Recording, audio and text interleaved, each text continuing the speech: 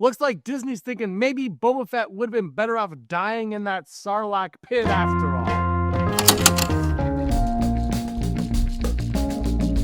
Hey everyone, this is Digital Charcuterie. My name is James. Thank you so much for stopping by. If you're new to the channel, if you're a fan of Star Wars or anything, hit that subscribe button because we're going to talk about it. We do talk about it, and we will continue to talk about it on this channel for the foreseeable and extended future time period.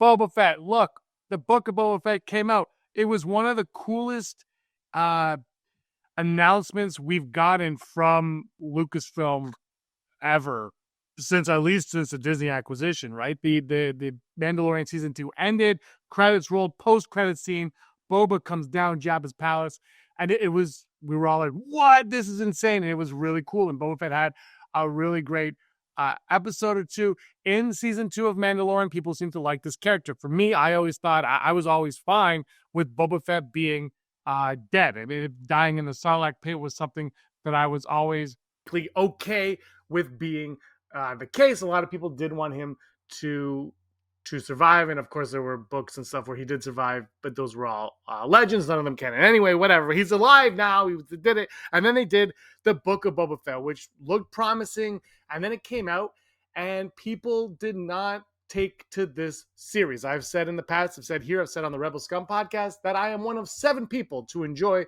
the Book of Boba Fett. I like what they did. I liked what they did with the character. I think, hear me out here. And if you didn't like it, look, this isn't about that. But I liked it, and I like the idea that the character now has a sense of purpose in the world. And if you wanted to do a season 2 where the characters, where it's more action packed, you can go ahead and do that. But I liked it. 6 other people did.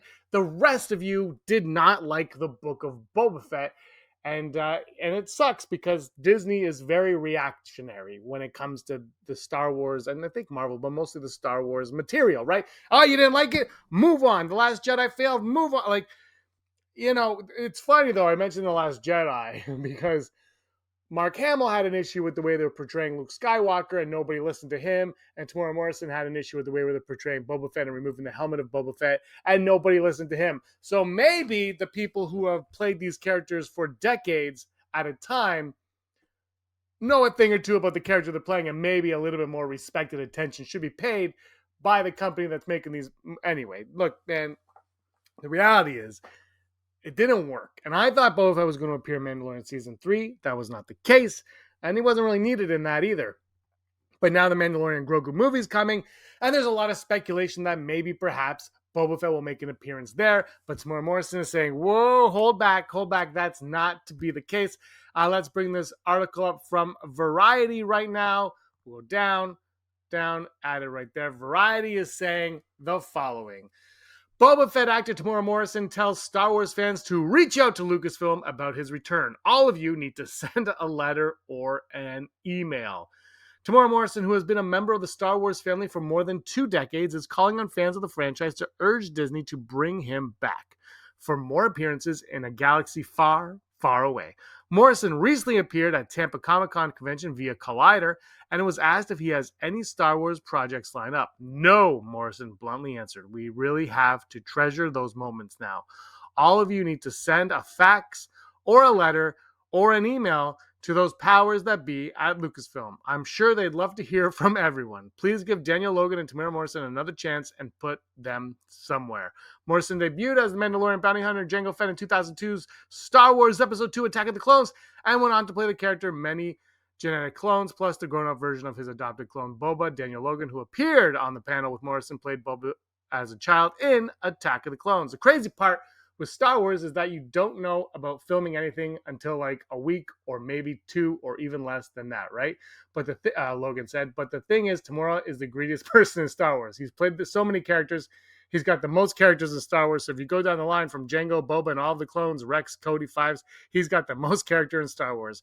There's going to be plenty of opportunities, Logan continued, especially for this guy, especially with this era of Star Wars, like Ahsoka and all this stuff set after Return of the Jedi. Morrison played Boba in the popular Disney Plus series The Mandalorian and got his own spin-off series, The Book of Boba Fett, which aired 7 episodes on the streaming platform in 2021 and early 2022.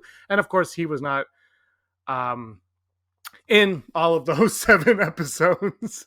And this is what is bizarre to me. So I know, look, okay, my feelings on Book of Boba Fett obviously aside, and even yours. Let's just put whatever we feel the quality of Book of Boba Fett was, is, and should be aside. Let's just forget that for a moment. The streaming numbers of the Book of Boba Fett were the highest for any Star Wars finale. The finale of it was the highest for any Star Wars on Disney Plus at the time. Now, there weren't a lot at the time, but there were some. The Mandalorian season 2 with Luke Skywalker. The Book of Boba Fett saw 1.7 million viewers. So even though people were not enjoying the Book of Boba Fett, they were still tuning in weekly to watch it, and even more so to see how the thing was going to end. And I thought that the finale was fantastic. Of course, Nielsen is estimating 1.9 billion hours of viewership in the first 4 weeks for it. And the Book of Boba Fett finale had more viewers than the premiere of Marvel's Hawkeye. So they're so you look at the Acolyte, people just fell off the Acolyte, and then they kind of came back a little bit for the finale. But Boba Fett, across the board, people were watching the Book of Boba Fett, but people weren't happy with it. They said, they weren't really thrilled with the Book of Boba Fett, and then the reviews were negative and press was negative and whatnot. But the reality is, people were tuning in to watch it, and the same could be said for Obi-Wan Kenobi, for the Kenobi show. Wasn't my favorite show, but people watched it. I watched it. We all watched it. If you gave me a second season of Kenobi, of course I'm going to watch it. Because the thing with, some of the shows, I think, have kind of relied too heavily on a second season. But Boba Fett and even Kenobi did not, right? They've wrapped up their story neatly with a bow. They're just done. Book of Boba Fett, this is like a little side story. We did it. We're done. If you gave us a second season of the Book of Boba Fett, it could be vastly different from the first season. Now, I see people online always saying, I want Boba Fett John Wick style. Everything's got to be John Wick style nowadays, and that's fine. You know what? That's not my cup of tea. I'll still watch it. And you know what? You can do that. You can pull that off, especially after what we got with season 1 of the Book of Boba Fett. Season 1 of the Book of Boba Fett can lead you right into that, because now Boba Fett understands who he is, how he operates, and what he's all about. And he has a new lease on life and a new meaning to life. And he understands a lot more about him and about his role in the galaxy, right? He's become this leader now, not just a mercenary. He's a leader. He can lead, and he could be a badass, even more of a badass than we wanted. And now it actually makes sense, because you have this backstory with him to get there. And you could totally do that. You could flip the switch. You could go 180 on the Book of Boba Fett and go all action with this character, because he's a badass character. The Mandalorian is basically Boba Fett anyway. You could just you can do it. I don't know why they're afraid to. I don't know if he needs to. I doubt he needs to be in the Mandalorian and Grogu movie. So why put him in there if he doesn't have to be in there? But at the same time, you look at it and you go, if there's a role for Boba Fett, use Boba Fett. Right? Don't be afraid of him because the reviews were rotten for your show that many people didn't like, but still tuned into. A lot worse has gotten sequels. A lot worse have gotten second seasons that just continue to plummet. And sometimes, you know what? Sometimes you get your feet wet with that first season, the second, third season. I mean, look at a show like The Office. First season, you're like, what is going on here?